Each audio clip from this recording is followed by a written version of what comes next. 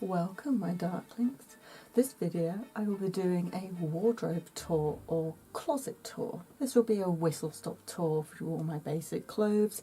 I will be doing my jewellery and accessories in a separate video. I don't have the most extensive wardrobe, but I love every item in it. Let's get on with the tour. Here is my not so glamorous wardrobe. I like to have all of my clothes on display and I'm quite limited for actual closet space. There is a built-in closet which I'll show you in a future room tour, but it's very dark, very hard to actually access anything, and particularly so when 90% of your clothes are black. Half of this rail is actually my partner's clothes, so I won't be showing you that. The rail itself is metal, heavy duty, sourced from Amazon and has wheels with little brakes that I can clamp on. I've tried to stack everything from weight, so the lightest in the middle and the heaviest to the back, just so that it will reduce warping of the rail, which sadly has happened anyway. All of my hangers are black with silicone to help with grippiness. I like to keep them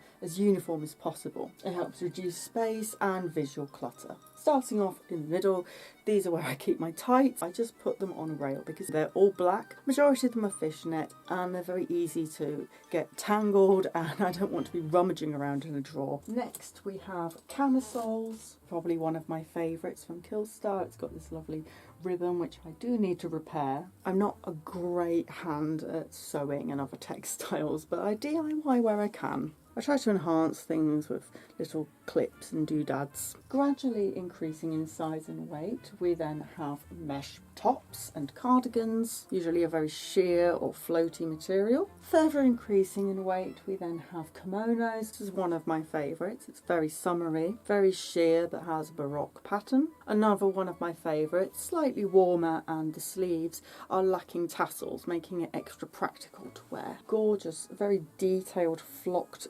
Eastern inspired pattern with a lovely fringe detail at the end. Slightly more colourful piece, it's actually iridescent. It kind of shimmers like the invisibility cloak in Harry Potter. It's very cool. I got this in Monsoon a few years ago. I've divided it with a scarf, and we're going into shirts and tops and blazers and things that you can just wear on their own or layer up. A few pieces include Killstar and Punk Rave.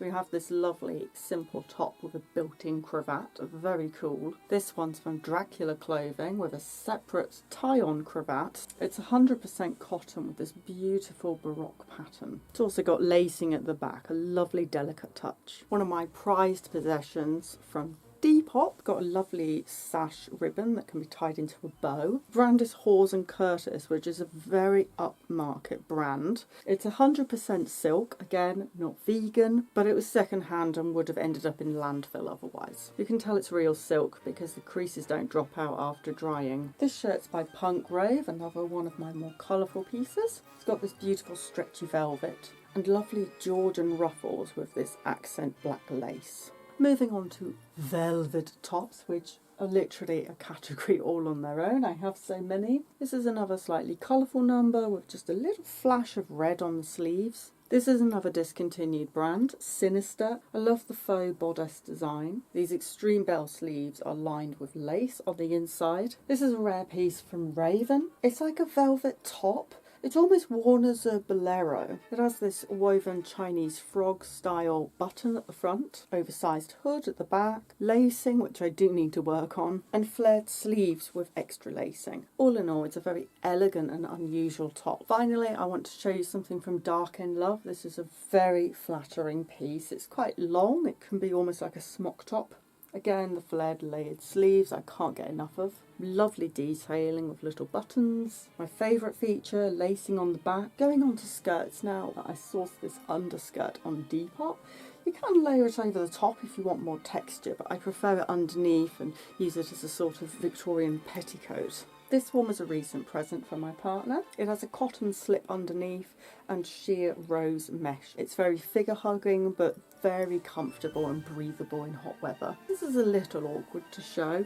I actually have a skirt and an overskirt. Now the overskirt is from Dracula Clothing. You can get them in several colours, styles and materials. The skirt is actually from Amazon. This is classed as a costume, but I wear it on the daily. You can cinch the front of this skirt and make it shorter or longer. The material's pretty similar as well. I combine both to create a skirt that has a bustle. Going on to heavier velvet skirts, we have a piece that's available on Dark in Love and Punk Rave. I love the applique design and fading into this lovely lace. It does have a cotton layer underneath for modesty. It's slightly shorter at the front and longer at the back, with a slight fishtail cut to it. It's extremely flattering. I have this slightly shorter fishtail skirt from Punk Rave too. Absolutely love the pattern. Again, it's got an applique. The hem is knee length at the front, while the back grazes your calves. Next, we're moving on to dresses. This is one of my favourite dresses by Omen. Just a nice velvet, subtle dress, but very dramatic from the front. I love how the neckline's been finished. The sleeves have little loopholes so that you can wear them across your hand. This is my most recent purchase from York. It's from the company Jordache, who are a sister company of Dark Star. There's an adjustable corset design at the front, cold shoulders, with trumpet sleeves. While the whole dress is velvet, the skirt is actually patterned. It also has this very raggedy handkerchief cut at the bottom. I love the layers on this thing. Finally, we come on to the outerwear section. We have this lace cape, which I love the buckles on the front, so ornate. This one's a similar design, but the shoulders are clad with velvet and this lovely trim. The lace is also a little bit lighter and more sheer. Now this sturdy cape is absolutely gorgeous. It's by Dark in Love. Again, you've got this gorgeous applique, makes it very unique. So sublime, I made it rhyme. You've got this lovely high collar. The design traces one's chest and follows it all the way around to a very flattering kind of V-shaped collar at the back. The back comes down past my hips. Finally, we have my jacket from Dark in Love. Love the sturdy buttons. It's actually very well sewn. Again, flared lacy sleeves, as is my signature look. The back has faux adjustable straps and finishes with a lace free-tailed waistcoat. Very unusual and beautiful design. Just a look at that detail. Gorgeous. Separated by another scarf, I lead on to my nightwear. Just a few basic satin slips. Another more colourful number. Even if I'm unwell or tired, I can still feel a bit better by dressing glamorously for bed. This one's a more vintage and daring piece. It has these lace strips running right the way through it. So it's still modest, but I wouldn't answer the door to the postman in this. This t-shirt from Restyle has been absolutely bulletproof. I've mentioned before how hard I am on shoes and clothes in general, and this has held up so well. It's a picture of a bat with "I'm not a morning person," which sums me up pretty well. With t-shirts and camis, I wear leggings. This gorgeous numbers from Punk Rave. The detailing on this is simply opulent. Finally, coming to my heaviest and also least worn clothes. This is more of a costume department. I won't reveal too many pieces. These items will be revealed in music videos to come. These are a couple of my corsets. One's an overbust, one's an underbust. This was another Depop find. It's an absolute nightmare to put on, but once it's on, it's so flattering. This is very well made, but quite theatrical and not really in keeping with my everyday look. Now, believe it or not, the skirt, overskirt and corset were all separate Depop finds. They just happen to be in exactly the same colour and material and style.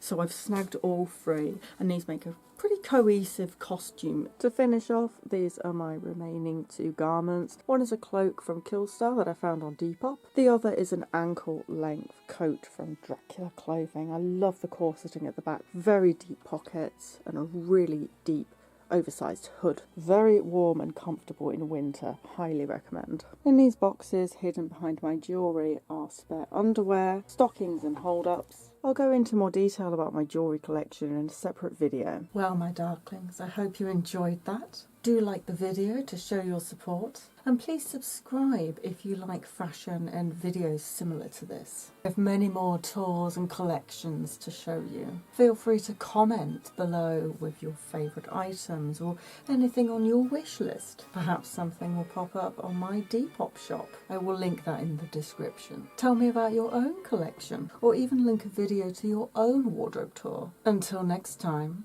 take care, my darklings. Bye-bye.